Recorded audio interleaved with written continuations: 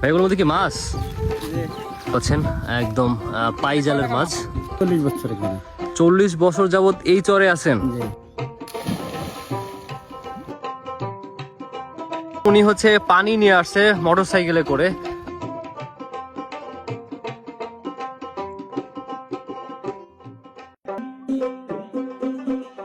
দ্বীপ জেলা ভোলার আরো একটি চরের উদ্দেশ্যে রওনার পথে আমি, যেখানে এই চরে যাওয়ার একমাত্র মাধ্যমই হচ্ছে ট্রলারে চেপে নদী পাড়ি দিয়ে।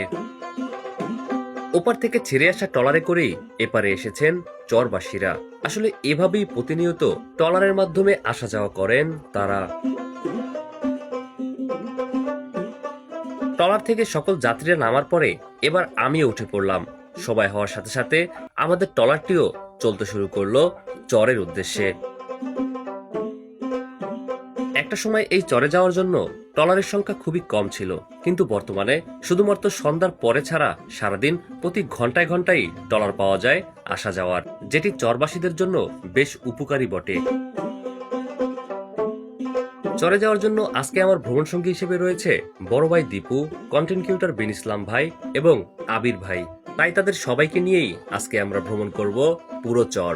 আর সেক্ষেত্রে আমাদের জনপ্রতি ট্রলারের ভাড়া পড়েছে 50 টাকা।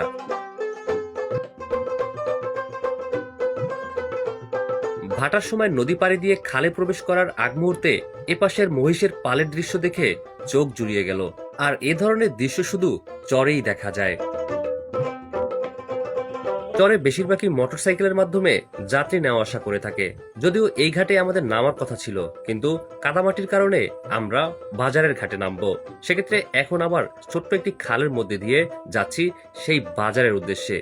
যদিও 1 বছর আগে এই চরে আমি আরো একবার এসেছি, কিন্তু আজকে দেখব এবং আপনাদেরকে দেখাবো 1 বছরে কতটা পরিবর্তন হয়েছে এই চরের।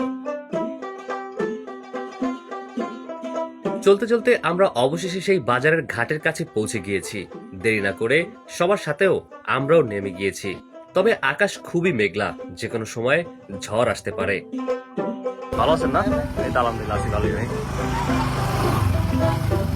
ঘাটে আসার পরই এভাবেই যাত্রীরা মোটরসাইকেলে করে যেয়ে থাকেন যার যার নিজ গন্তব্যে। আসলে এখানকার সবগুলো রাস্তাই মাটির রাস্তা, সেক্ষেত্রে অন্য কোনো গাড়ি এখানে চলাচল করে না, শুধুমাত্র মোটরসাইকেল ছাড়া।